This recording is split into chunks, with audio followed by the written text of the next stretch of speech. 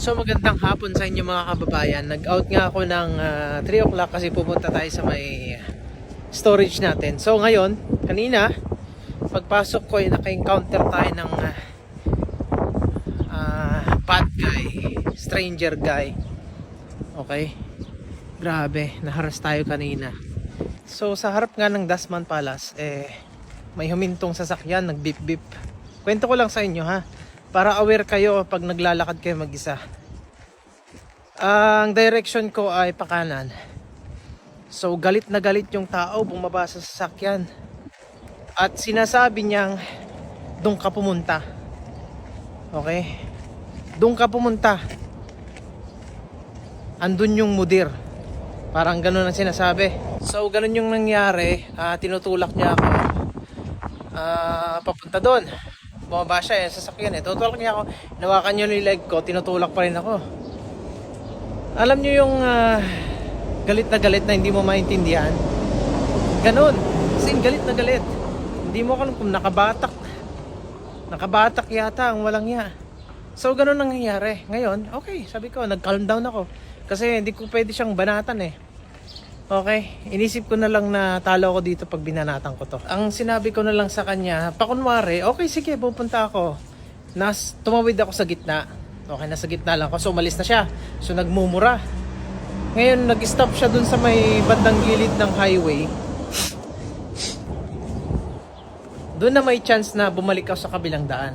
Tapos, dumiretso na ako. Syempre, takbo kasi baka mamaya sagasaan ka.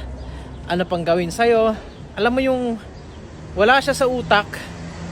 Nakadisdasya siya, mataba. Pakita ko sa inyo kung saan nangyari. Dito lang banda malapit sa may runabout. Dito lang Nangyarihan nga dito banda, doon. So, tumawid ako doon. Kunwari, tapos nung nagpunta siya na doon, okay, doon na ako maripas na takbo. Ano nangyari? Inintuan niya ako dito banda.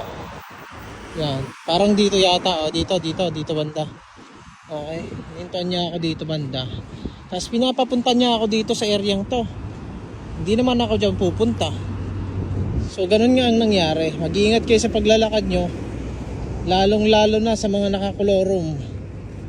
So wag na wag kayong maniniwala sa mga paninindak sa inyo. Sinindak ako kanina buti hindi ko nasuntok. Nag-init ako, kaso kumalma na lang ako. Baka balik ta rin tayo. So nagpunta naman ako ng police station. Ang advice sa akin, okay, bigyan mo kami ng video. Kasi baka mamaya papuntahin nila yung tao, tapos sabihin hindi ako nakapagpasa ng video, sabihin inaway ko siya.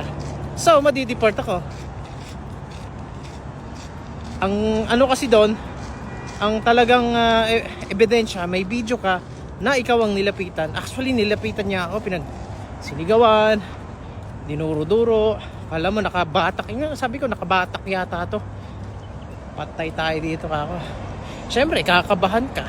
So sa mga kababayan nga dyan na kung hindi nyo pa na-encounter, okay, maging kalmado lang kayo. Tularan nyo yung ginawa ko na naging kalmado ako. Okay, fine. Sabi ko nga kanina sino muskila? Ano sabi ko? Sino fi? Tapos galit na galit, as in galit na galit, parang wala sa mundo. Wala sa mundo, galit na galit, parang racism. Ganun yung style niya. Okay, Toyota Prado yung sasakyan.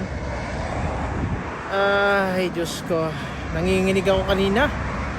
Diyos, ay, buti hindi nagano yung na-blanco kasi ako, kasi wala naman akong ginagawa. Tapos ginanong ka, sinabi, wala naman siyang sinabi. Ang sabi lang niya, pinipilit niya akong pumunta doon sa areang yon. Bakit kaya? Okay, hindi siya pulis. Kasi nagpunta ako ng police station, nagpunta kami ng police station. Ang sabi ng police, hindi yung police. Kasi pag ang police o agent o CID ay kukunan ka ng ID para i-verified kung ikaw ba yun. Titignan ka kung ikaw ba yun. So ang nangyari kasi, hindi ako yung tinignan ng ganun.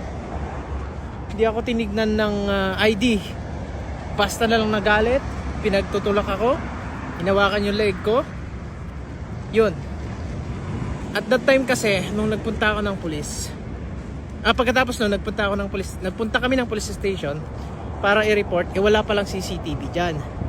Mayroong CCTV sa isang restaurant. So, advice sa akin, wala ka namang galos, thank you Lord, kasi hindi ka sinaktan, hindi ka sinaksak. Yung mga ganong senaryo ang sinabi ng pulis. Mabait yung pulis, ha. Maraming salamat sa advice mo, sir, kasi nasa tayong sitwasyon, alam mo na. Iyan nga, advice lang ng daddy nyo, huwag kayong lumaban as long na di kayo sinasaktan. Okay, kung mapanganib na talaga, pwede kayong gumamit ng pisikal para ipagtanggol yung sarili nyo, hindi ganun.